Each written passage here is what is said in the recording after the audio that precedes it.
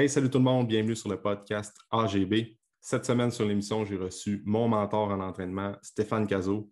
Stéphane, c'est mon coach depuis déjà plus de 2 ans. Je suis allé à son gym en Californie, à Huntington Beach en 2018. C'est quelqu'un que je respecte énormément. C'est vraiment la personne qui a le plus influencé ma pratique côté entraînement. C'est un coach qui a vraiment beaucoup d'années d'expérience en arrière de la cravate. La façon qu'il explique sa vision de l'entraînement, c'est toujours comme il y a beaucoup de sens, tout est bien pensé, tout est bien amené aussi côté concept d'entraînement et tout ça. Fait que c'est dans le podcast de cette semaine, on a parlé vraiment de son parcours. Stéphane, c'est quelqu'un qui a entraîné des athlètes professionnels. Il y a un parcours qui est assez intéressant. C'est un Québécois qui a travaillé beaucoup aux États-Unis. Fait que c'est très inspirant. Puis on parle aussi de sa vision de l'entraînement, là. Donc, on passe par l'importance de la planification, comment est-ce qu'on peut approcher une prise de masse musculaire. Fait que c'est une discussion qui était vraiment intéressante. Stéphane a pris son temps pour venir nous jaser aujourd'hui. Alors, j'espère que tu vas apprécier la discussion que j'ai eue avec Stéphane. Je te souhaite une bonne écoute.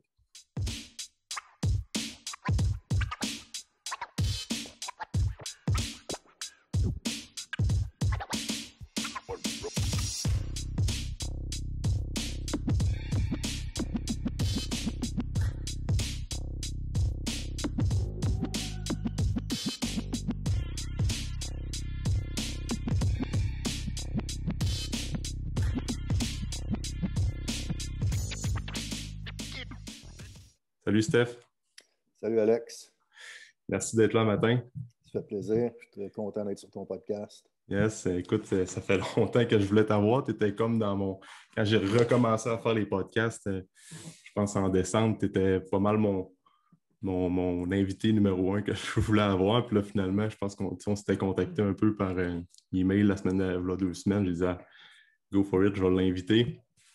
Fait que, en tout cas, moi, Steph, je te connais depuis longtemps. Je suis tout ce que tu as fait avec Groupe Polyquin, puis après ça, depuis que tu as fondé Kilo. Mais, puis, by the way, il y a beaucoup de monde qui voulait que je t'invite sur le podcast. Fait que là, ça se fait aujourd'hui. Mais pour les gens qui ne te connaissent pas, peux-tu expliquer ton parcours, comment tu as commencé dans le monde de l'entraînement? Je sais que tu es un gars du Québec qui est rendu, que tu t'es basé en Californie récemment, mais là, vous avez redéménagé à Miami. Mais explique un peu ton parcours aux gens pour qu'ils apprennent à connaître qui est Stéphane Cazot. Oui. Donc, toi, tu étais à Alma, right? Yes. Bon, en fait, je suis né à Chicoutimi. Donc, je veux dire, mon parcours il est passé par plusieurs routes, si tu veux. Mais donc, je suis originaire du Québec. Mais par rapport à l'entraînement, j'ai commencé à m'entraîner à 11 ans. Donc, très jeune. Évidemment, au début, c'était plus l'aspect bodybuilding qui m'intéressait. Les acteurs des années 80 avec Stallone, Schwarzenegger, Dolph Lundgren, tous ces gars-là, j'étais un peu fasciné par ça. Puis j'ai commencé à lire des livres sur le bodybuilding. Je commençais à m'entraîner en faisant les bons vieux classiques de Encyclopedia of Bodybuilding de Arnold ou des programmes qui venaient avec les sets d'entraînement Weider, toutes ces affaires-là. Là, au fil du temps, ça a évolué un peu plus entraînement pour le football. J'ai joué porteur de ballon pour le football américain. C'était mon sport préféré. Donc là, ça a un peu shifté, si tu veux, mon but vers la performance plus que le bodybuilding. Puis, j'étais allé au cégep de Saint-Jean-sur-Richelieu. J'ai joué au football là-bas. Après ça, à l'Université de Montréal. Puis, j'ai gradué de l'Université de Montréal en 2000 en sciences d'activité physique. Puis, suite à pendant mon bac, j'ai commencé à travailler dans un gym commercial, comme un gros gym à Montréal. Ça s'appelait le Sporting Club du Sanctuaire. Ça existe encore, ça en a un autre nom maintenant. Puis c'était, tu sais, le genre de gym 5-6 000 membres, comme squash court, racquetball, tennis court, une grosse affaire. Puis c'était cool parce qu'à ce moment-là, j'étais le plus jeune entraîneur. On parle de 99. J'avais 20 ans ou proche d'avoir 21.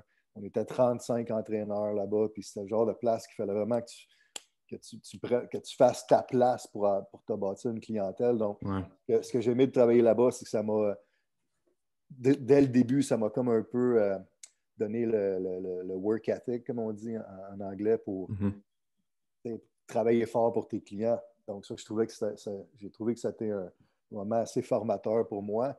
Puis, suite à mon bac en 2000, c'est là que j'ai commencé à faire des formations continues. Il faut comprendre qu'à l'époque, il n'y avait pas grand-chose. Ouais. Il y avait Charles Poliquin, il y avait Eric Serrano, il y avait John Berardi qui commençait, il y avait Charlie Francis, il y avait Ian King. Donc, j'ai fait beaucoup avec eux. Puis, Charles, c'est probablement celui que j'avais commencé à lire sur Charles en 95, dans Muscle Media 2000. Puis après ça, en 98, il y avait Testosterone Magazine, T-Nation, qui s'appelle maintenant, qui est sorti. Puis à chaque vendredi, ils sortaient leur article. Ouais. Donc, Charles, j'avais déjà une compréhension de ce qu'il faisait. Donc, quand il a commencé à donner des cours, je suis allé à son premier BioSig ever en 2001 à Chicago. Puis il a vraiment piqué sur ma curiosité parce que je trouvais que à l'époque, surtout, c'était celui qui avait le plus d'aspect scientifique à son approche de programmation. Dans ces programmes, tu voyais le A1, A2, tu voyais les temps de repos, tu voyais les tempos qui étaient 3 chiffres à l'époque. Mm-hmm. Puis même le nom des exercices, c'était plus descriptif. Je trouvais ça très intéressant. Donc, j'ai fait le BioSig en 2001. Après ça, j'ai commencé à faire les PICP, là, c'était les premiers PICP. C'était pas aussi organisé que ça l'est maintenant, mais c'était quand même très bon. J'ai fait PICP 1 et 2. Après ça, j'ai fait d'autres BioSig. J'ai fait des consultations privées en 2001 avec lui.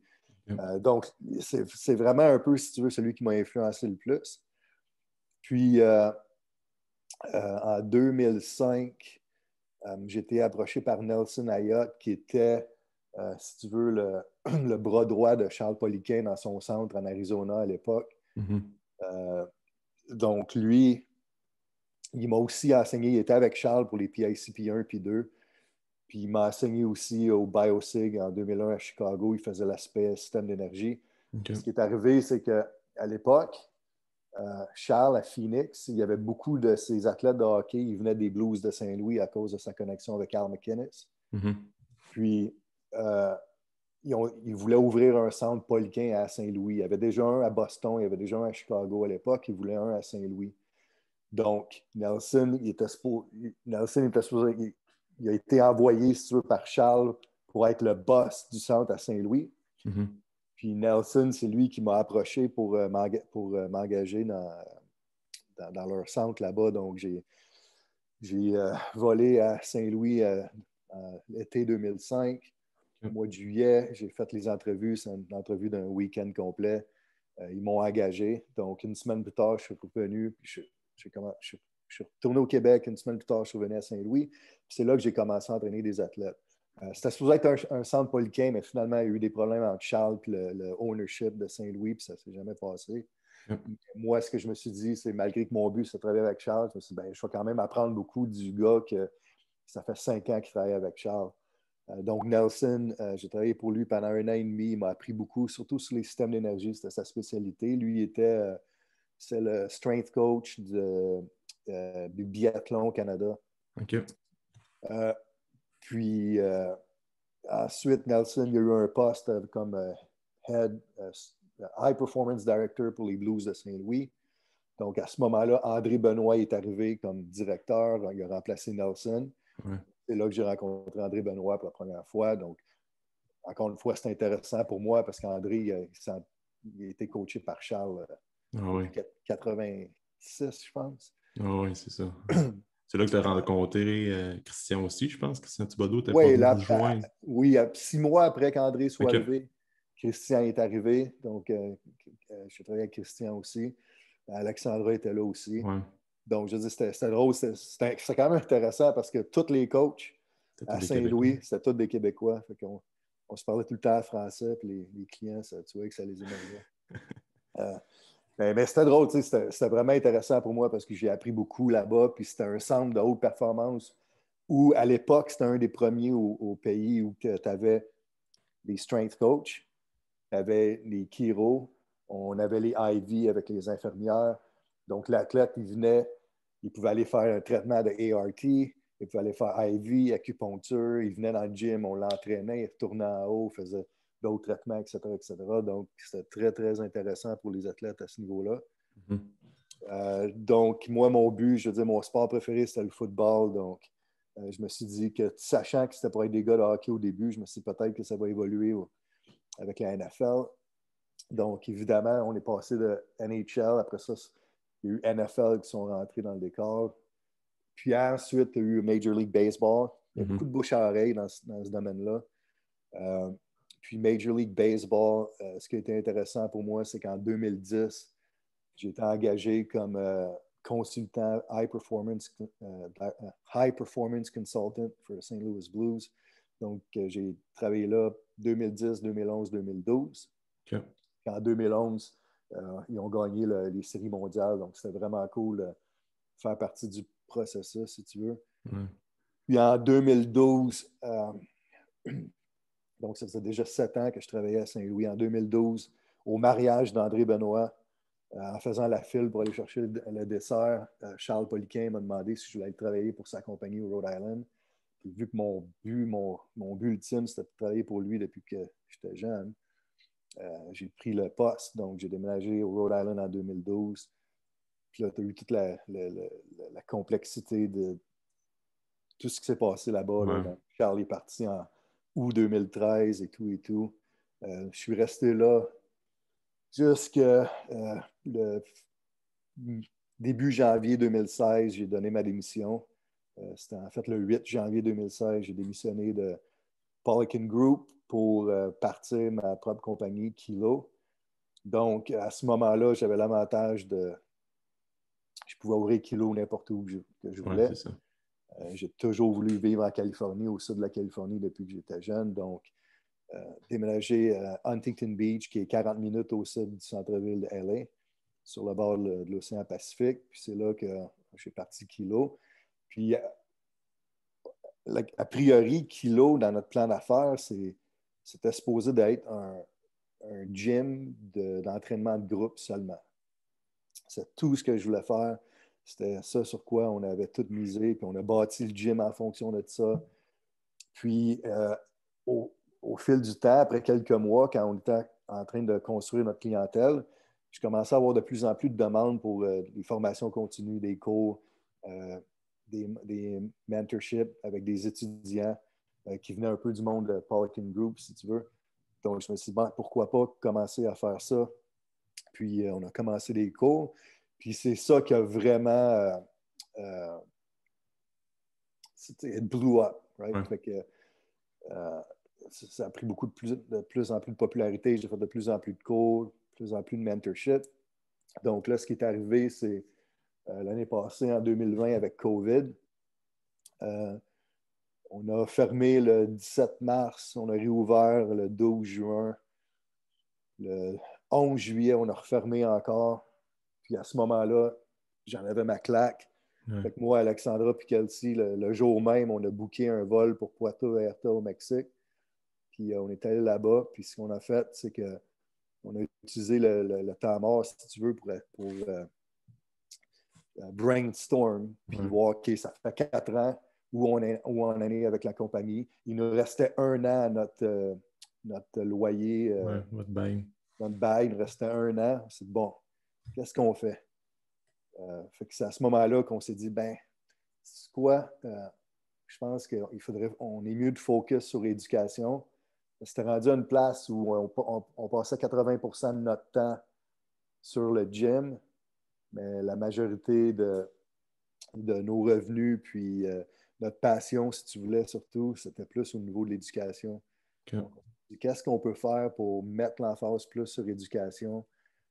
Puis c'est à ce moment-là aussi qu'on a pensé à peut-être quitter la Californie. Pas que j'aimais pas la Californie, j'adore la Californie, mais le coût de la vie est très, très, très élevé. Les loyers sont extrêmement chers. Puis je me disais, si on focus plus sur l'éducation puis tout ce qui est online et tout, pourquoi payer un loyer aussi cher que ce que je payais là-bas? Puis ça se m'a... Puis, tu sais, quand tu vis au sud de la Californie, la température est écœurante, le vibe est chill sur le bord de l'océan. Ça ne me tentait pas d'aller au Texas, ça ne me tentait pas d'aller au Nevada, ça ne me tentait pas d'aller au Tennessee. La seule autre place dans ma tête que je me voyais aller, c'était en Floride, mais plus spécifiquement à Miami, parce qu'à cause de l'aspect multiculturel, il y a comme quelque chose de cool par rapport à Miami comparativement au reste de la Floride. Donc, en novembre, on est venu à Miami, on est resté une semaine. On a adoré, on a trouvé un peu le spot où on voulait partir le gym, puis on a fait l'annonce publiquement, je pense, au mois d'avril. À peu près, oui. Ouais, début avril, je pense. Ouais. Ah oui, je pense qu'on était prêt, on était prêt à mettre la vidéo le 1er avril, mais on a attendu au 2 avril pour pas que le monde pense que c'est un poisson d'avril. Ouais. Puis début mai, on a déménagé. Puis évidemment, notre bail en Californie finit le 31 juillet. Okay. Donc, notre équipement est encore en Californie, mais on a décidé de venir 2-3 mois plus tôt pour vraiment trouver l'endroit où on voulait être, pour être sûr que la transition est smooth de Californie. Fait que notre but, c'est d'ouvrir mi-septembre, fin septembre, Okay. puis recommencer l'éducation au mois d'octobre, novembre. Nous, c'est sûr qu'on attend que le travel, la livraison, tu penses? Non, les voyages, les vols. Ah, les vols, oui. Parce qu'en dedans des États-Unis, il n'y a jamais eu de problème à voyager, mais je sais que pour les Canadiens, c'est compliqué. Ouais. Les Européens ne peuvent pas vraiment. Fait qu'on attend que les vols soient ouverts, si tu veux, pour sortir une horaire de cours, parce que plus de la moitié de nos étudiants, habituellement, ils viennent d'en dehors des États-Unis. Donc, on est excité. Puis ça, Miami, c'est un cool spot parce que sur la côte Est, la plupart de nos étudiants viennent de la côte Est américaine, côte Est canadienne, puis Europe. Ouais. Malgré qu'on a été 5 ans en Californie, on n'a jamais réussi à bâtir une grosse clientèle sur la côte Ouest canadienne et américaine. Donc, pour nous autres, ça fait beaucoup de sens d'être à Miami puis de revenir dans le même fuseau horaire que la majorité de nos étudiants. Oui, c'est ça. Ça va être plus facile de se rendre au gym pour les formations. Le coût de la vie est moins cher aussi, j'imagine, pour les étudiants qui viennent passer une semaine là-bas. Puis... Oui, mais évidemment, Miami, c'est le spot le plus cher en Floride, mais c'est quand même moins cher que le sud de la Californie. Ouais. Puis là, vous allez mettre beaucoup l'emphase sur éducation, puis quand le group training un peu moins, l'entraînement de groupe ou... Non, le group training, on va mettre ça de côté. Okay.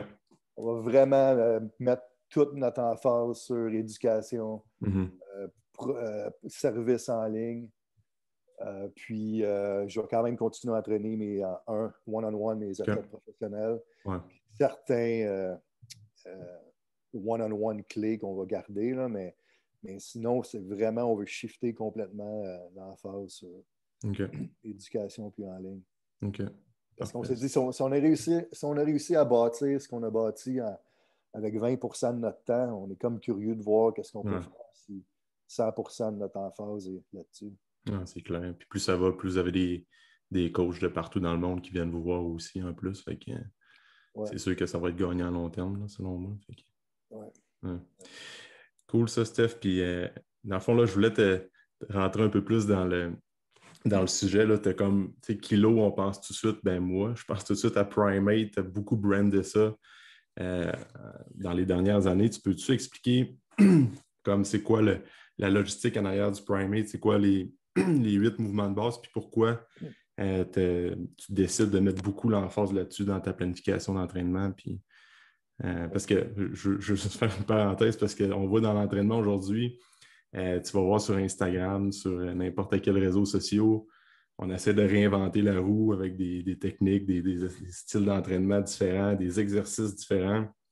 Mais le Primate, c'est vraiment la base. Fait que tu peux-tu expliquer vraiment pourquoi c'est important de mettre l'emphase sur ces mouvements-là versus des tricep kickback, mettons. Oui. Fait que le Primate, évidemment, ça, c'est le terme marketing, si tu veux, that we came up with en 2016. Mais ce qui est arrivé, c'est que je pense que tu sais que j'aime beaucoup analyser mes programmes puis mes data avec l'entraînement. Puis évidemment, j'ai tout le temps été un grand fan des exercices de base, des exercices multi-joint, compound. Évidemment, Charles a été une influence là-dessus aussi. C'est un gros fan de ces exercices-là aussi. Mais ce qui est arrivé, c'est que quand j'ai commencé à vraiment analyser le programme de mes athlètes, j'ai remarqué que ces 8 exercices-là étaient vraiment mes. Tu sais, au début, je n'y pensais pas vraiment, mais c'est vraiment les exercices qui revenaient tout le temps, puis qui étaient vraiment la base des programmes d'entraînement. Puis, quand tu y penses aussi, ça fait du sens, ces 8 exercices-là, parce que tu as le squat, le front squat, le deadlift, qui sont probablement les 3 exercices de base numéro 1 pour le bas de corps, qui ont toutes des emphases un peu différentes, si tu veux. Mhm. Le front squat, un peu plus d'emphase sur le quad, le deadlift, plus d'emphase sur chaîne postérieure. Le back squat, c'est un peu comme un hybride entre les deux, dans le sens où les glutes, hamstrings sont quand même recrutés, les quads sont recrutés. Puis là, ensuite, tu as le chin-up, qui est l'exercice multijoint clé, si tu veux, pour le dos. Ouais. Là, ensuite, les 4 autres exercices, tu as le overhead press, le incline press, le bench press, le dip. Donc, c'est 4 exercices multi-joint qui travaillent les extenseurs du haut du corps à différents angles. Puis on sait que le développement de la force est très spécifique aux angles à lesquels tu t'entraînes. Donc, pour moi, ça fait du sens que si tu regardes l'être humain ou la personne qui s'entraîne, si tu le regardes comme un athlète, puis tu veux qu'il soit très performant, surtout des athlètes au point de vue de sport d'équipe, ce qui est ma spécialité, mais tu veux qu'il soit fort partout, pas seulement dans un angle précis. Donc, pour moi, d'augmenter la force sur ces 4 exercices-là fait beaucoup de sens si tu veux une force globale très efficace. Si tu es un powerlifter, ton sport te demande de faire un flat bench. Donc, tu dois être fort sur le flat bench, entraîne le flat bench. Mais un linebacker au football, il faut qu'il soit fort sur plusieurs angles. Donc, tu dois entraîner les 4 mouvements si tu veux une force, un gain en force qui est plus global. Donc, pour moi, c'est pour ça que le Primate a parti. C'est pour ça que je mets toujours l'emphase avec mes athlètes, je mets l'emphase à développer une force adéquate sur ces lifts-là. Puis ensuite, l'entraînement peut évoluer évoluer, ouais. par rapport Exact. à ça. Exact.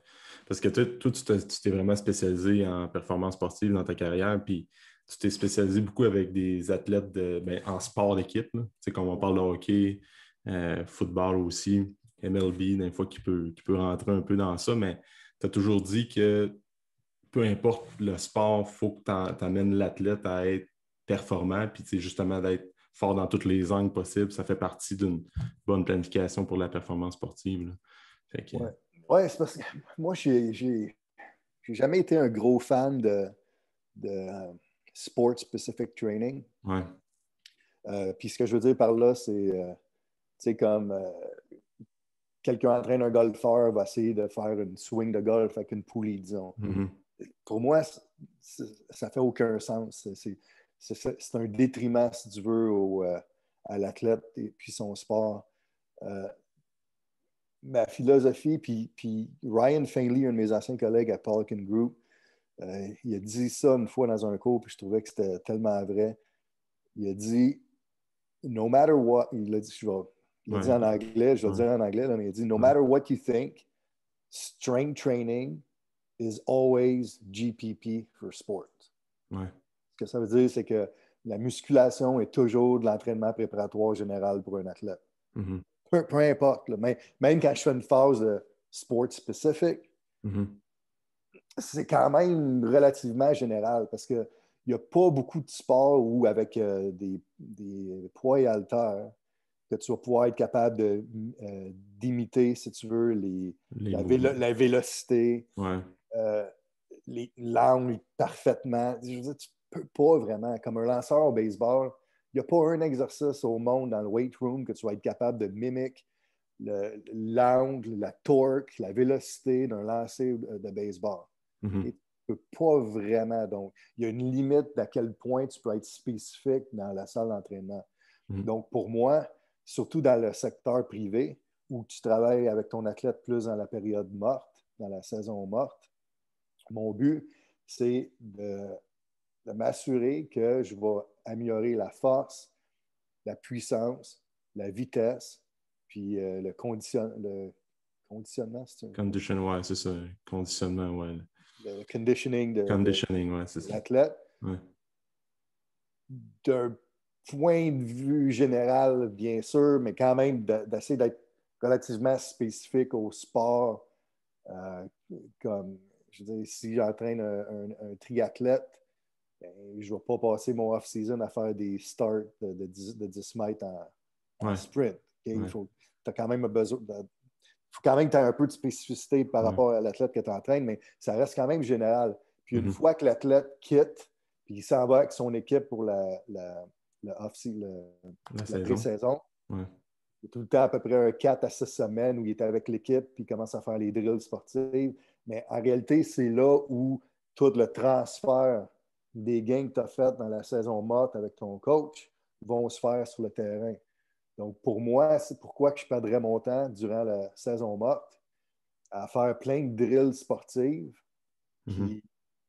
qui prend du temps que je pourrais passer dans le gym pour faire ça quand que de toute façon, il va avoir son transfert dans la pré-saison avec son équipe, dans des drills hyper spécifiques à son sport, sa position, avec un coach de sprint qui connaît vraiment sprint, avec un coach de receveur de passe qui connaît vraiment receveur de passe. Donc, ma job à moi, c'est pas essayer de me faire croire à moi-même ou à mon athlète que je comprends tout, qu'est-ce qu'un left tackle au football doit faire. Non, c'est pas vraiment ma job. Ma job, c'est OK, t'es trop gras, on va essayer de te faire perdre du gras. T'es trop faible, on va te faire prendre de la masse. T'es blessé, on va faire du rehab. T'es pas puissant, on va bâtir ta puissance. Donc, c'est ça que moi, je peux faire pour mon athlète. Ensuite, une fois qu'il arrive avec son équipe, bien là, il va devenir un meilleur left tackle parce qu'il a les outils, le staff, les drills pour l'améliorer, être un meilleur left tackle. Mais s'il est plus fort, plus gros, plus cut, blablabla, est-ce qu'il a le potentiel à un meilleur left tackle? Oui. Donc, c'est pour ça que je te dis que moi, mes athlètes, je ne suis pas trop inquiète du sport qu'ils font comme tel. Mon but, c'est de m'assurer que je travaille sur leurs faiblesses et que j'améliore, si tu veux, leur seuil, leur potentiel. Ah oui, c'est ça, parce que tu pognes un joueur de hockey, par exemple, que son squat est vraiment weak, tu améliores son squat pendant 12 semaines, puis qu'il fait toutes les affaires comme il faut, puis qu'il améliore sa composition corporelle, c'est clair qu'il va patiner plus vite ou bien qu'il va être plus explosif si le reste, justement, de la préparation, comme pré-saison et tout ça, se fait adéquatement, là, mais c'est un peu, tu sais, comme on dit, puis ça, je pense que c'est toi qui m'as beaucoup mis l'emphase là-dessus, c'est que la force est la mère de toutes les qualités. Fait que dans le gym, de rendre l'athlète plus fort, en meilleure composition corporelle, en meilleure shape, c'est sûr que ça va avoir des effets sur son sport. Tu sais. Un exemple, j'ai entraîné un joueur de la Ligue nationale de hockey, un all-star player, un joueur là, de étoile. Okay? C'était qui? Hein, je pense pas que je peux dire. OK. Garde ça secret. Il n'était même pas capable de faire 5 push-ups. Ouais. Ouais, ça, tu m'avais dit non, je pense, en formation. Mais ouais, continue. Ouais. Il n'est pas capable de faire 5 push-ups. Donc, malgré que c'est un athlète élite, étoile de la Ligue nationale de hockey, il avait 32 ans à l'époque, whatever. Est-ce que moi, dans sa préparation saison morte, est-ce que je vais faire du contrast training, blablabla, ou que je vais essayer juste de le rendre plus fort sur ses extenseurs? Je tu sais, des fois, là, les gens, ils ne se rendent pas compte que même quand on entraîne des athlètes de haut niveau, des fois, tu regardes le programme que j'écris sur papier, puis tu dis, ben là, c'est donc bien simple. Oui, mais c'est là que l'athlète est. Il a juste besoin de ça. Tu n'as pas besoin d'être fancy et cute avec tes programmes quand que l'athlète est à un niveau où que faire un simple dumbbell press va avoir le plus grand impact sur sa performance. Même si c'est un joueur qui a comme 10-12 ans d'expérience dans la ligue, puis que, comme tu dis, c'est un joueur étoile, mais ça reste que tu peux être super bon dans ton sport, mais dans le weight room, là, dans la salle de sport, tu es comme complètement à un autre niveau. Fait que c'est justement Exact. commencer par les bases. Il y a une grosse différence entre être un athlète de haut niveau dans un sport puis ton habileté à performer dans la salle d'entraînement. C'est complètement différent. Donc, en fait, il y a certains athlètes, surtout dans les sports comme hockey puis baseball, moins foot parce qu'au football américain, l'entraînement, ils ont commencé il y avait 13 ans, 14 ans. Il faut pratiquement que tu les traites comme des débutants dans la salle d'entraînement. Ah oui, c'est ça, exact. Puis, pour faire un lien par rapport à ça, là, il y a beaucoup de monde qui parle de... C'est ça la grosse différence aussi entre l'entraînement pour la performance sportive puis l'entraînement pour le uniquement bodybuilding, prise de masse. Souvent, c'est quoi les points, les grandes lignes là-dedans, la différence entre les deux selon toi? C'est comme, oui, l'entraînement, on entraîne plus. Comme tu vas voir quelqu'un qui vient te voir pour entraîner, être plus performant dans un sport avant sa saison, puis quelqu'un qui vient te voir pour 12 semaines pour l'hypertrophie uniquement. Comment tu approches ça différemment pour les deux? On a parlé beaucoup de performance sportive, mais pour la prise de masse musculaire, c'est la grosse différence. Écoute, il faut que tu comprennes que moi, je vois une différence entre prise de masse musculaire puis t'entraîner pour une compétition en bodybuilding. Ouais. Okay? Ce que je veux dire par là, c'est que, tu sais, des fois, tu vas avoir un client qui va venir te voir, puis il fait 5 pieds 8, 150 livres, disons. Okay? Puis il veut prendre de la masse. Bon, à ce moment-là, est-ce que j'ai besoin de traiter ce client-là comme un bodybuilder ou j'ai juste besoin qu'il devienne plus fort et qu'il prenne de la masse? Mm-hmm. C'est de la masse en général. Mm-hmm. Right? Donc, cette personne-là, je vais peut-être l'entraîner un peu plus du même sens que j'entraîne mes athlètes, dans le sens où je veux essayer qu'il soit plus fort, plus gros dans plein d'angles différents. Je veux m'assurer qu'on maintienne la structural balance, le balance structurelle. Il est tellement jeune dans son training age que je veux m'assurer qu'il reste en santé, point de vue articulaire, au fur et à mesure qu'il prend de la masse. Là disons qu'il passe de 5,8 à 190. C'est un 190 solide. Après ça, OK, tu as une bonne base de masse. Là, on peut commencer à s'entraîner un peu plus comme bodybuilding. Puis à ce moment-là, c'est plus l'esthétique, si tu veux, qui va prendre place. Right? Donc, si tu je sais pas, si tu as besoin de mettre plus d'emphase sur tes delts, l'entraînement, il va y avoir plus d'exercices d'épaule. Parce que c'est ça que tu essaies de mettre l'emphase sur. Si ton vaste externe, il n'y a pas assez de masse, mais on va stimuler plus le vaste externe. Donc, l'entraînement devient moins patron moteur, devient plus cibler des muscles spécifiques. Donc, ça, c'est la grosse différence. Évidemment, une autre grosse différence, c'est en bodybuilding, tu ne peux pas vraiment te détacher trop de tout ce qui est l'aspect style de vie puis nutrition. Donc, s'assurer que tu dors ton 8-9 heures, s'assurer que tu manges tous tes repas, que tu ne cheats pas, blablabla, ça devient extrêmement important. Tandis que l'athlète, même les athlètes professionnels, les gens ils ont des mauvaises interprétations de ce que c'est être un athlète pro, mais la plupart des athlètes pro, ils ne mangent pas 6 fois par jour dans les Tupperware en se promenant avec leur six-pack cooler. Pas vraiment ça. Il faut aussi comprendre que pour eux, la saison morte, c'est le moment où ils sont avec leur famille, ils voient leurs enfants, ils font des voyages. Donc, les week-ends, ça va être un peu plus... donc, c'est essayer de s'adapter au point de vue nutrition, lifestyle pour accommoder ça, puis quand même accommoder la performance. Mais tu sais, comme moi, que vraiment complètement changer ta composition corporelle puis avoir l'air d'un bodybuilder on stage à 5-6% de gras, ça prend un commitment à la nutrition qui est beaucoup plus grand que ce que la plupart de l'athlète professionnel va être capable de faire. C'est ça. Pour ça, je voulais parler de ça avec toi parce qu'il y a beaucoup de clients qui viennent me voir et ils veulent prendre de la masse, puis dans leur tête, ils veulent être comme le gars qui est fitness ou qui est bodybuilder, mais moi, j'essaie toujours d'expliquer comme ouais, OK, t'es-tu prêt à faire tous les changements, point de vue nutrition, mode de vie, tout ça, mais comme tu dis, il y a une grosse différence entre prendre la masse et d'avoir une bonne shape globale sans nécessairement être dans le bodybuilding. Non, mais c'est comme, je suis sûr que tu as vu le film Pumping Iron, right? Le documentaire de Arnold, qui est écœurant. Mais tu vois Arnold, puis tous les dudes dans le film, ils s'entraînent pendant 2 heures de temps, ils font des crossovers pendant qu'ils mâchent sa gomme, puis tout le kit. Puis, dans le film, il est 6'2", 2'40". Puis là, tu es un jeune bodybuilder, puis tu veux ressembler à Arnold. Fait que là, tu dis, fuck, tu t'en vas faire des crossovers, puis tes flies, puis tes reps de squat avec Ed Corney, puis tout le kit, right?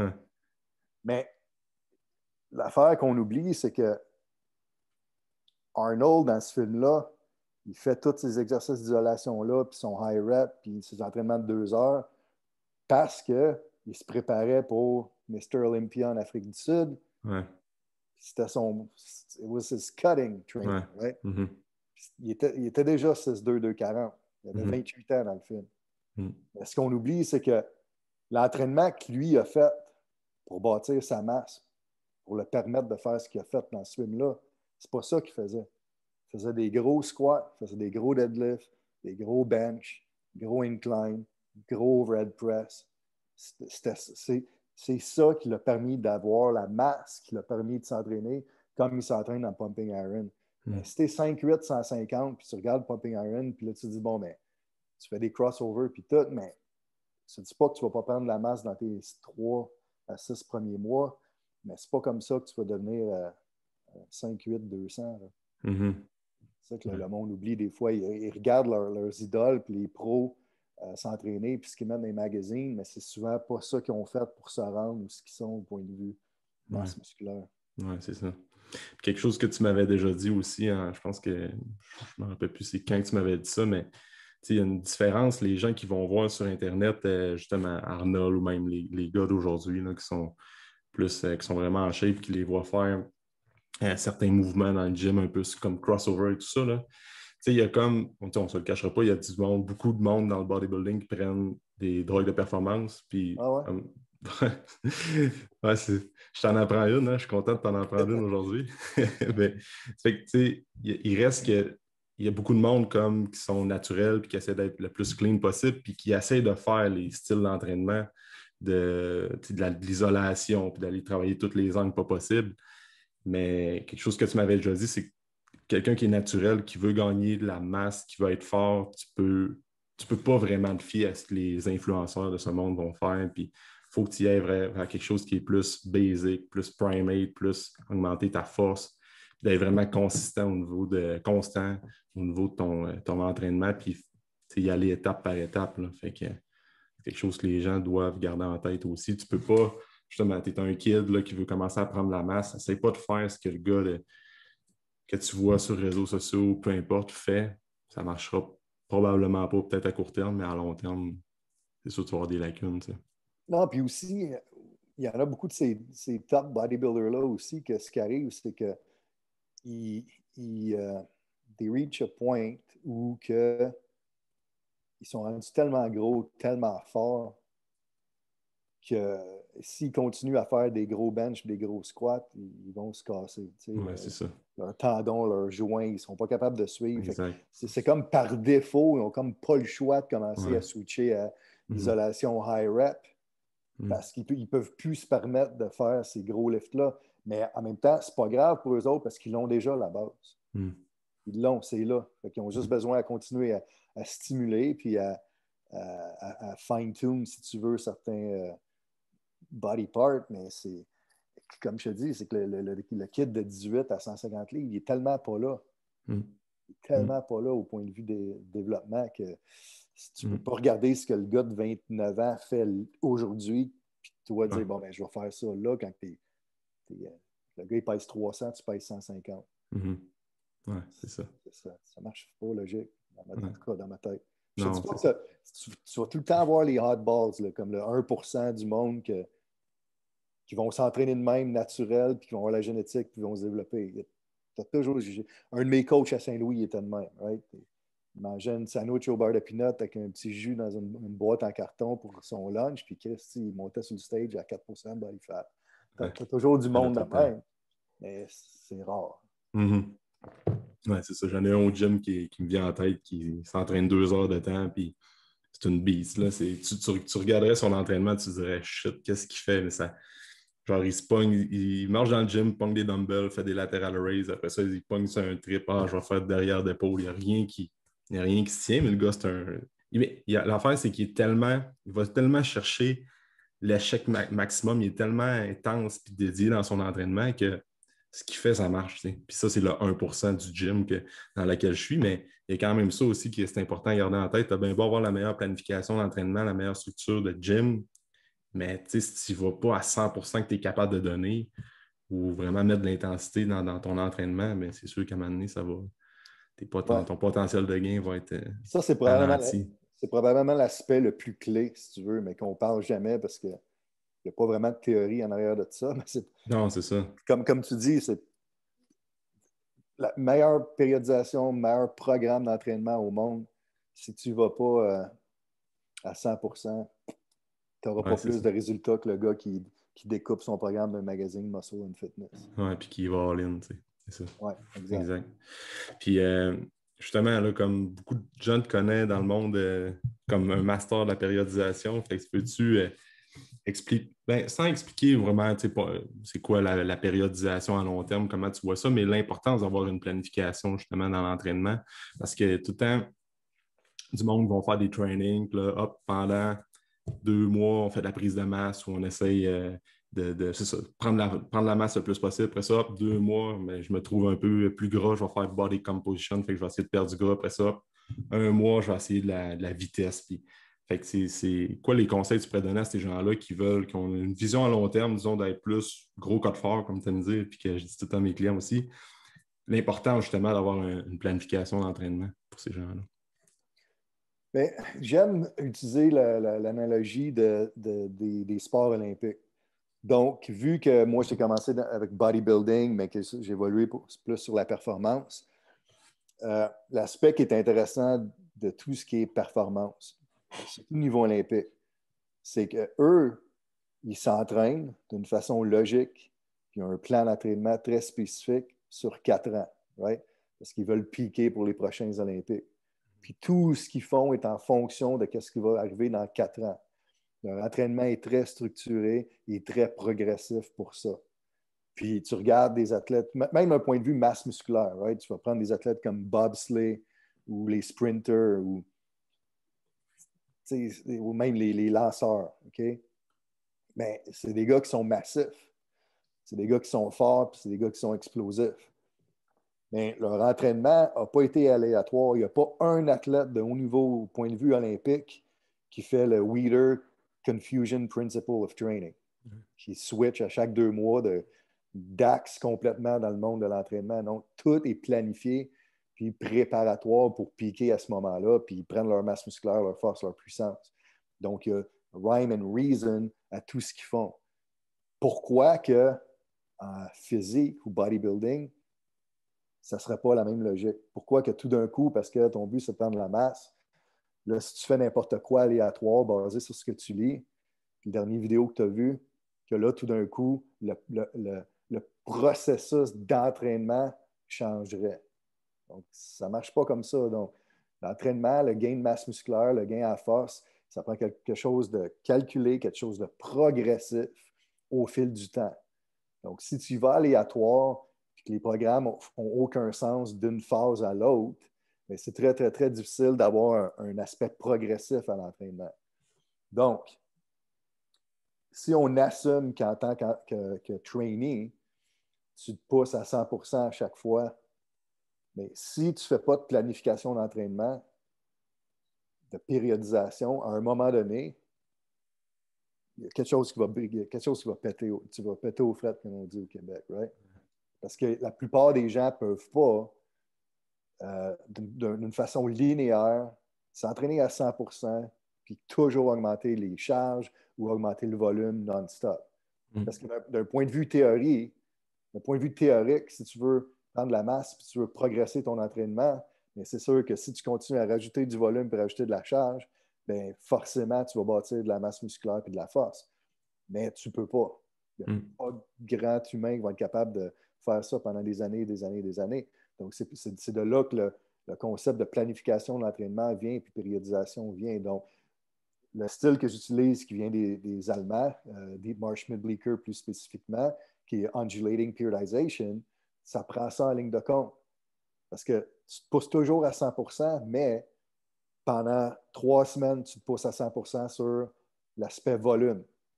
Le volume, on sait que c'est la première chose sur laquelle les gens vont se surentraîner. Après 3 semaines, tu switches l'emphase. Tu t'en vas encore à 100%, mais là, l'emphase va passer à l'intensité. Donc, tout ce qui est le développement du système nerveux. Okay? Puis tu renforces les tendons, ligaments aussi, avec les charges plus lourdes. Après ça, quand que ça commence à devenir lourd, puis tu vois que tes coudes, puis tes hanches, puis tes genoux commencent à être beat up, mais là, boum, tu switches à une autre phase d'accumulation. Donc là, le volume revient à le but revient au volume puis à la masse musculaire, disons. Donc, ça, c'est une très bonne façon de planifier ton entraînement pour te permettre de toujours progresser, mais sans péter aux frettes trop tôt à cause des changements de focus sur l'axe de l'entraînement, si tu veux. Donc, ça, c'est mon approche préférée. À plus court terme, tu peux faire une approche linéaire que j'aime beaucoup si tu as 8-10 semaines pour peak. Ouais. Là, tu vas de basse intensité au volume, progressivement haute intensité, bas volume. Mais long terme, je suis un gros fan de undulating periodization pour ça. Puis là, en plus, évidemment, si tu vas à plus long terme, là, il faut que tu décortiques ça un peu plus. J'aime utiliser des macrocycles de 12 semaines où pendant 12 semaines, tu vas avoir une idée directrice générale qui va être plus d'emphase. Ça pourrait être puissance. Donc, pendant 12 semaines, l'emphase est plus sur la puissance. Un autre 12 semaines, l'emphase est plus sur la force relative, etc., etc. Donc, ça te permet un peu de décortiquer ton entraînement encore plus. Mais il faut qu'il y ait du sens à tes progressions si tu veux vraiment avoir des progrès à long terme. Parce que la plupart des gens qui vont aléatoires, j'ai travaillé dans des gyms commerciaux pendant 7 ans, puis je me suis entraîné dans les gyms commerciaux avant. Tu vois tout le temps les mêmes gars au gym, année après année, même shape, même force.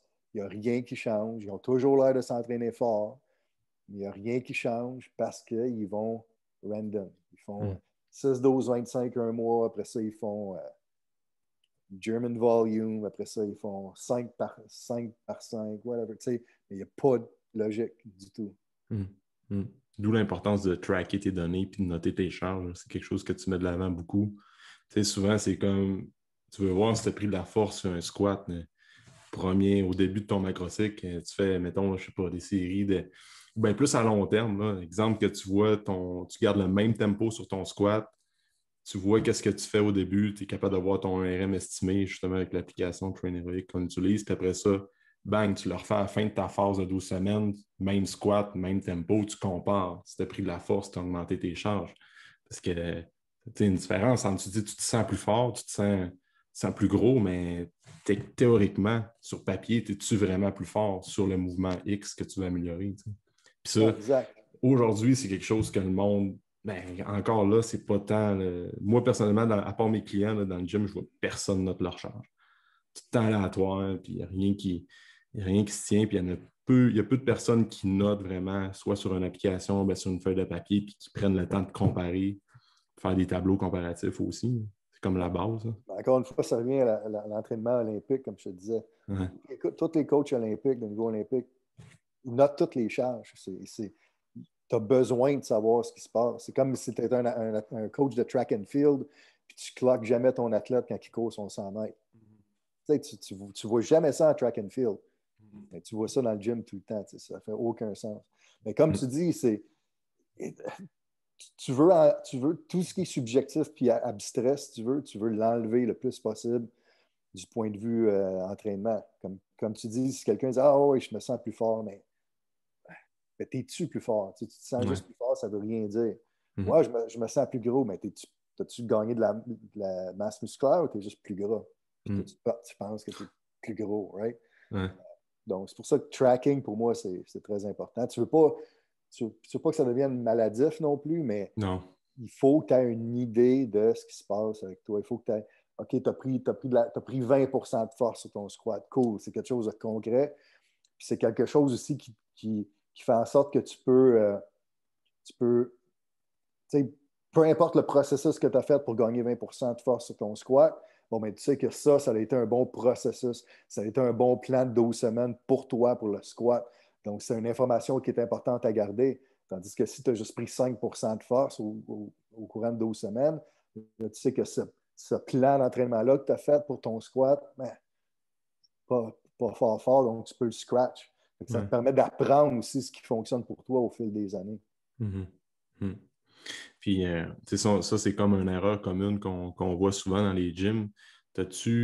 Vois-tu d'autres erreurs comme que les gens font quand tu étais dans les gyms commerciaux, avec les gens que tu entraînes en ligne, que les gens font dans leur entraînement qui peuvent nuire à leur progrès sans comme un ou deux exemples comme ça? Tu sais, beaucoup les tempos qu'on met beaucoup de l'avant, là. Ça, c'est une erreur que je vois que les gens ne respectent pas tant les tempos. Quand c'est marqué 4-0-X-0, tu descends à 4, puis après ça t'explose. Puis les gens, des fois, tu regardent sur vidéo, c'est un 2-0-X. Là. Fait que c'est quelque chose que tu vois qui n'est pas tant respecté ou. Ouais, ça m'énerve pas mal, je dois t'avouer. C'est comme j'ai de la misère à comprendre pourquoi que le monde ne sont pas capables de suivre le tempo qui est écrit sur la feuille. C'est pas dur. Si ça dit 4-0-X-0, descend à 4. Je comprends pas c'est quoi qui est difficile Mm-hmm. par rapport à ça. Suis le tempo parce que le tempo a un impact. Mm. Donc, ceci étant dit que je suis pas. Il y a des gens, des fois, qui me connaissent moins bien, qui pensent que je suis le genre de coach qui va planifier 4-0-X-0 for life. Mais ça dépend avec qui tu travailles. Donc, si tu travailles avec des athlètes, je commence à 4-0-X-0 la première année pour bâtir une base, si tu veux. Mais éventuellement, il faut que tu t'entraînes vite. Mm. Je vais avoir des athlètes après 4-5 ans d'entraînement, et ça va être 1-0-X-0 leur tempo. Mm. Mais ils vont avoir bâti leur base de force, ils vont avoir bâti leur base excentrique, etc., etc., etc. Donc, le tempo, ça, c'est quelque chose que c'est une erreur que je vois tout le temps, mais que je ne comprends pas pourquoi. Ça ne devrait pas être une erreur. Mais je dirais que moi, l'erreur majeure que je vois chez les clients, puis même des entraîneurs en général, quand je vois leur post, c'est leur manque de connaissances à loader leur charge durant des séries d'entraînement. Ouais. Ça, pour moi, je trouve que c'est l'erreur, la plus grande erreur, parce que c'est le genre d'erreur qui va faire la différence entre un haut taux de succès sur ton programme à long terme ou peu de succès ou pas de succès du tout. Okay? Donc, l'erreur que je vois, tu as les deux extrêmes. Tu as le gars que, disons que c'est 5 x 5, puis série 1, il va mettre son 5 ARM en partant. Ça va être un dur 5 reps sur la première série où ça va y prendre 8 secondes à finir son concentrique. Puis là, après ça, il va avoir une perte de performance telle que série 2 va faire 3 reps, série 3 va faire 2 reps, série 4 va faire 2 reps, série 5 va faire une rep. Okay? Mm-hmm. Ça, tu vois ça tout le temps. Puis moi, j'étais comme ça au début de fin, comme 18 à 22 ans, jusqu'au jour que j'ai fait ma consultation avec Charles, puis que il m'a dit très clairement qu'il fallait que j'arrête de m'entraîner comme ça. Donc, ça, c'est une très grande erreur parce que ce qui arrive, c'est que si je planifie 5 x 5 pour toi, ça veut dire que je planifie un volume de 25 répétitions. Mais si tu as fait 5, 3, 2, 2, 1, ça, c'est 13 répétitions. 12 de Donc, moins. ouais, 12 de moins, c'est la moitié du Ouais, c'est volume moins. que ce que j'ai planifié pour toi. Mm-hmm. Donc, si tu fais ta phase de 3 semaines Mm. avec ces répétitions-là, mais tu n'as pas fait mon programme du tout. Mm. Tu n'as pas atteint ton seuil minimal de volume pour pouvoir avoir des gains à force. Mm. Okay? Donc, ça, c'est très important. Mais là aussi, tu as aussi l'opposé. Puis tu le vois surtout sur le deadlift. Je ne sais pas c'est quoi. Il y a quelque chose avec le deadlift que le monde, Ouais. ils peuvent juste loader avec des plates de 45 ou des plates de 25. Ouais, c'est vrai, ça. Fait que deadlift, je le vois souvent. Disons 5 x 6, ils partent à 2,25, 2,25, ouais. 2,75, 3,15, 3,65, 405. Ouais, c'est ça. Là, le problème, c'est que de la série 1 à série 5, tu as 50%, il a utilisé 50% de sa charge sur la première série. Donc, ce qui arrive, c'est que l'écart en charge de série 1 à 5 est tellement grand que série 1, 2 puis 3 ne veut rien dire parce que tu es au-dessous du seuil minimal d'intensité pour gagner de la force. Donc, en fait, tu as juste fait 2 séries qui valent la peine. Ouais, 2 séries de travail. Ouais, 2 séries de travail. Donc, encore une fois, ton volume d'entraînement est trop bas. Donc, tu t'entraînes, tu vas faire tes workouts, mais un an plus tard, je vais te regarder, tu vas être encore la même personne. Parce que tu as gaspillé ton temps. Donc, moi, ce que ce que j'aime enseigner, la plupart de mes programmes, ta série A, tu vas avoir 4 à 6 séries la plupart du temps. Donc, j'aime enseigner un écart de charge entre série 1 et la dernière série d'environ 10 % Si tu es autour du 10 tout va être correct. Par rapport à intensité, puis charge de travail et tout. Ça ne sera pas facile, mais c'est comme ça que tu devrais le faire. Donc, série 1 à 100 livres, série 2 à 102,5, 105, 107,5, 110. Donc, série 1 à 100, série 5 à 110, 10 % d'écart, c'est ce que tu devrais viser. Donc, évidemment, si tu lis 500 livres, ben, ça va être des plus gros, jumps de série à série, mais c'est un peu ça que tu veux faire. Évidemment, si tu fais, c'est le genre de trainee qui fait des séries de 10 ou 12, 10 à 12 séries, mais là, tu peux te permettre d'avoir un écart de 15 à 20 % si tu veux, parce que là, tu as beaucoup plus de séries. Ouais. Mais ça, je trouve que c'est l'erreur numéro 1 pour de vrai. Je fais tout le temps. Ouais. Tu regardes le tonnage total qui est élevé versus quelqu'un qui est en. Souvent, c'est comme quelqu'un qui va vraiment respecter le 10 % de spread d'intensité. Tu regardes le tonnage, le volume total qui est élevé en poids sur, disons, un bench versus quelqu'un qui a eu 3 séries en warm-up puis 2 séries de travail. Mais le gars qui a vraiment été plus smart dans son approche, il a levé pas mal plus lourd aussi. Oui, mais même l'opposé, même le gars qui a fait avec son 5 RM, qui a fait 5, 3, 3, 2, 2, 1, puis moi, j'ai pris, disons, 10 livres de moins que lui, j'ai réussi à faire 5 x 5. Ouais. Mon tonnage va être beaucoup plus élevé que le gars qui a pris 10 livres de plus, mais que son volume est 12 reps au lieu de 25. Exact. Puis quand tu es dans le gym, tu veux t'entraîner à être plus fort, tu veux développer ta force, tu ne veux pas l'exposer. Exact. Tu peux pas, à moins de faire du powerlifting, ou ben, de temps en temps, tu es comme là, ça fait, je sais pas, 2 ou 3 macrocycles, là, tu veux vraiment tester tes 1RM, mais sinon, tu es là au gym pour développer ta force, pas l'exposer aux gens. Fait que tu es bien mieux d'y aller d'une approche un peu plus intelligente avec un spread de 10 %. Non, exact. Même comme à 35 minutes d'où je suis présentement, tu as Brandon Marshall, je ne sais pas si tu le connais, c'est un ancien joueur de la NFL, il était receveur de passe. Ouais, c'est notre job. Il a ouvert un centre d'entraînement pour athlètes, ça s'appelle House of Athlete. Aller visiter, c'est assez trippant. C'est comme si jamais tu viens, là, il faut que tu ailles voir cette place-là. Mais ça a coûté à peu près 10 millions pour bâtir la bâtisse et tout le kit. Mais même eux, comme je te dis, ils entraînent surtout des athlètes collégiales puis professionnels. Mais c'est un peu la même approche que moi, dans le sens qu'ils font leur phase sont 12 semaines. Puis ils s'entraînent pour s'entraîner, mais ils piquent juste, ils font vraiment juste le all out, puis piquent leur 1RM à chaque 12 semaines. Right? C'est exactement comme tu as dit, tu n'exposes pas ton max à chaque séance, tu entraînes ton max, puis à un moment donné, tu peux le tester. Comme à 12 semaines, that's fine, c'est une bonne fréquence. Là, tu peux le tester. Là, tu peux traiter ça comme une compétition si tu veux, mais pas chaque workout. Non, c'est ça. Tu vas juste avoir de la misère à récupérer aussi sur le long terme quand tu fais ça à chaque workout, puis plus de chances de te blesser également. Ouais, exact. Ouais. J'avais 20, 22 ans là, quand je faisais ça, puis j'étais toujours drainé, puis mon progrès était tellement lent. Ouais. C'est vraiment juste quand j'ai changé ce focus-là que tout a changé. Ouais, exact. Hey Steph, pour finir, je veux juste t'entendre parler, tu n'es pas obligé d'élaborer vraiment, mais c'est quelque chose qu'on ne t'entend pas souvent parler, puis j'ai toujours aimé l'approche que tu avais par rapport à la nutrition. Tu sais, comment les gens que tu coaches, là, comme moi, que tu m'entraînes, puis qui veulent juste avoir une bonne santé puis être performant au gym, c'est quoi les grandes lignes, ta vision un peu de la nutrition aujourd'hui avec tout ce qu'on entend, là, parce que je sais que tu as quand même beaucoup de connaissances à ce niveau-là, mais c'est pas quelque chose qu'on entend souvent parler de ta part dans des podcasts, mais juste comment tu vois ça aujourd'hui en 2021 avec tous les styles alimentaires qui existent puis tous les trends alimentaires? Oui.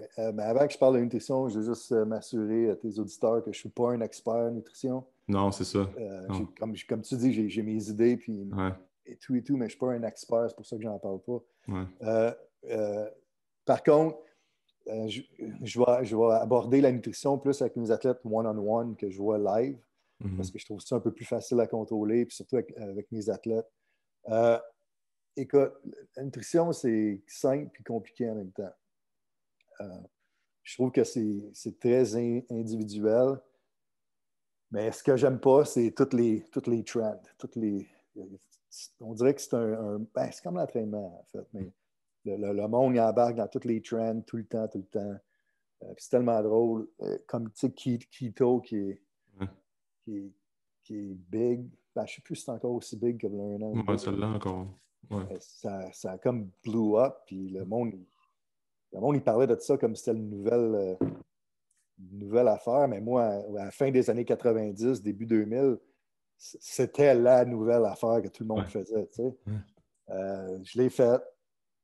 Pour moi, ça n'a pas très bien marché. Je devenais juste une version plus petite de Skinny Fat que j'étais en partant. Ouais. Fasting. En tout cas, t'as plein de fads, mais pour Ouais. moi, je suis plus un fan je suis encore un fan de low carb. Par low carb, je ne parle pas de keto. Mm. Je ne parle pas de zero carb. Je parle plus de lower carb Mhm. avec monsieur, madame, tout le monde, population en général.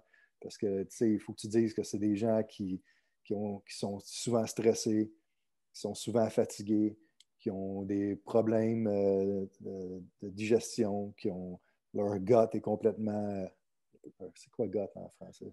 Leur système digestif, l'intestin, tout ça. Mm. Intestins qui sont complètement scrap. Donc, je suis un fan d'introduire, si tu veux, des aliments qui sont un peu plus moins, Moins inflammatoire, si on veut. moins Ouais. inflammatoires, puis plus Ouais. facile à digérer, puis absorber, comme bâtir un peu ta base avec ça. Mhm. Essayer de stabiliser le glucose sanguin. Souvent, moi, j'ai eu la chance au cours de ma carrière de toujours travailler avec des tests sanguins.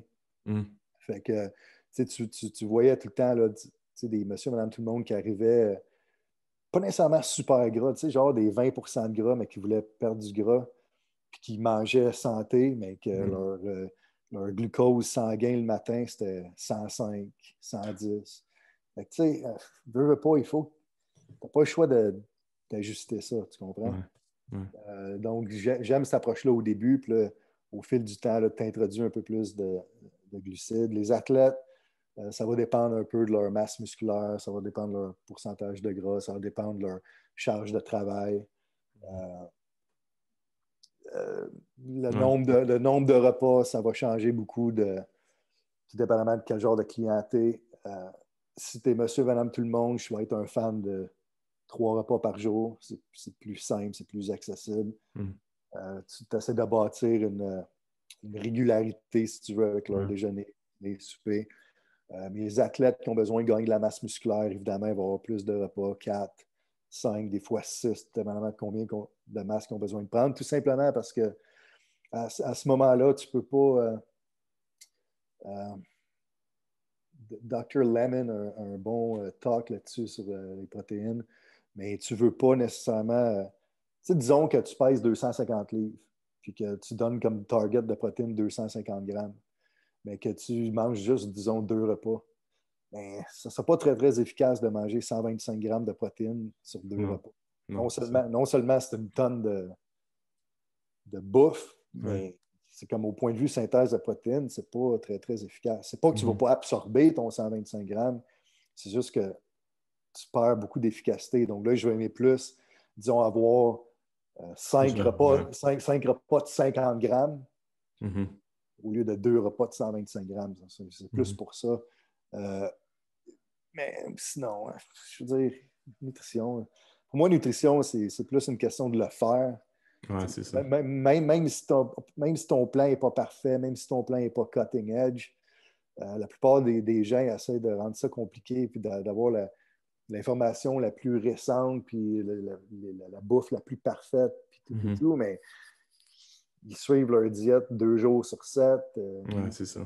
Ils sautent des repas le 3 quarts du temps. Je veux dire, Ouais. ça sert à quoi? Fait que si Mm. tu as quelque chose d'un peu moins parfait, mais que tu es capable de vraiment faire, puis de rester sur le plan pendant une période Mhm. X, pour moi, c'est Mm.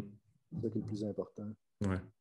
Ouais, c'est ça, j'étais curieux de t'entendre là-dessus parce que tu m'en avais déjà parlé vaguement de même. C'est vraiment ça que tu prônais, là, comme l'alimentation parfaite, c'est elle que les gens vont être capables de suivre selon leur mode de vie. Puis c'est vraiment la constance qui fait une différence. Puis pas d'aller un peu comme dans l'entraînement, un peu. Là, tu le vois comme essayer de garder ça simple, pas trop de casser la tête, puis de vraiment suivre une structure à long terme. Puis c'est ça qui fait une différence. C'est comme le Moi, training. ce que je trouve le plus difficile, pour être honnête avec toi, c'est le lifestyle de la société d'aujourd'hui. Tu sais, Ouais, c'est ça. mes parents, c'est des baby boomers.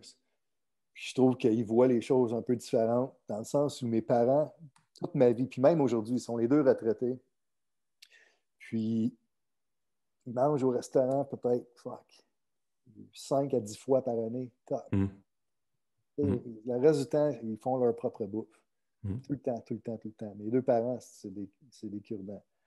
Mais la plupart des gens, nous autres, pas nous autres, je suis plus vieux que toi, mais Génération X, Mm. puis beaucoup plus Millennial, puis encore plus Gen Z, tabarnak, eux autres, pratiquement tout leur repas, c'est au resto. Ouais, c'est ça. C'est ça la grosse différence. Fait qu'à un moment donné, t'as beau essayer de... C'est pour ça que j'aime les suppléments, parce que je trouve que c'est la seule affaire que je peux avoir plus de contrôle. Ouais. Parce que le flow de 20 ans, Gen Z, que lui, il ne sait même pas comment se faire des œufs. Lui, c'est un McMuffin pour déjeuner, un sandwich au deli sur le bord de la job pour dîner, puis un take-out le soir. Je dis que, Ouais. j'ai beau lui dire, favorise protéines, légumes. Ouais, c'est ça. Ça va être des protéines, légumes, cuits dans du gras végétal avec full sel, puis plein de crap. C'est comme... C'est tellement déplacé d'essayer d'enseigner à ces gens-là de non, on va à l'épicerie, va chez Costco en fin de semaine, puis prépare toute ta bouffe pendant une semaine. On dirait que moi, je suis chanceux parce que tous mes clients en ligne, 100% de mes clients en ligne, c'est des entraîneurs. C'est plus dans eux, si tu veux, de faire le meal prep, puis et tout, mais quand tu parles à monsieur, madame, tout le monde, là, c'est pas évident. C'est un autre monde. Puis, tu sais, même si tu dis, bon, ben, prends le meilleur choix de Chipotle, mais OK, mais c'est quand même pas sa coche, là. Exact. Il y a un de mes collègues, a fait une petite expérience. Il a acheté un bol. Là, y a-t-il de Chipotle au Québec? Est-ce que vous avez ça? Non. Comment? Chipotle. C-H-I-P-O-T-L. Ah, OK. C'est un genre de un fast-food clean mexicain. Tu sais, si tu veux, ils font des burritos, puis des genres de bowls où tu as du riz, puis des beans, puis du poulet, whatever. C'est super populaire ici parce que le monde dit que c'est santé. Mais il a acheté 4 bowls de la même affaire, puis il a comme décortiqué, puis il a mesuré, puis il a pesé toutes les affaires pour voir comment il fitait avec les calories. Puis tu sais, la variance de qu'est-ce qu'ils disent que les calories sont Versus ce qui était. Ouais. versus ce qui était, c'est une différence de 400 calories entre le bol le plus petit et le bol le plus gros. Tu sais, sur un repas qui était supposé être 900 calories. Fait que, tu sais, c'est une grosse variance. Ouais, c'est énorme. Même si tu te fies là-dessus pour essayer de suivre ton plan alimentaire, c'est pas toujours évident. Oui, c'est ça. C'est vrai, exact. Ah, c'est sûr. Il y a ça aussi avec les repas là, qui disent les take-out et les restos. Là, tu peux pas vraiment te fier à 100% avec les portions. Puis même l'huile, tu sais.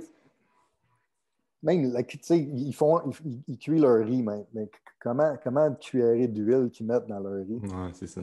Je sais pas. En tout cas. Exact. C'est pas évident. Non. Hey, c'était cool, Steph, comme discussion. Merci d'avoir été là. Pas de toi, man. Ça fait plaisir. Yes. Puis où est-ce que les gens peuvent te suivre pour justement suivre Kilo, te suivre toi personnellement sur réseaux sociaux ou bien site web? Bon, on a notre site web qui est kilostrengthsociety.com. On a Facebook du même nom. On a Instagram du même nom. J'ai aussi ma page personnelle sur Instagram, Stéphane.caso. Je n'ai pas posté depuis mars 2020, mais je vais recommencer bientôt. Mais c'est ça. Parfait, exact. Mais je vais mettre les liens là, dans la description du podcast, comme d'habitude. Parfait. Yes. Merci d'avoir été là, Steph. Pas de toi, même plaisir. Merci beaucoup pour ton écoute. Pour tout commentaire, suggestion de sujet ou d'invité, tu peux communiquer avec moi via message privé. N'oublie pas d'aimer, de partager et de recommander le podcast, c'est grandement apprécié. On se rejoint dans un prochain épisode.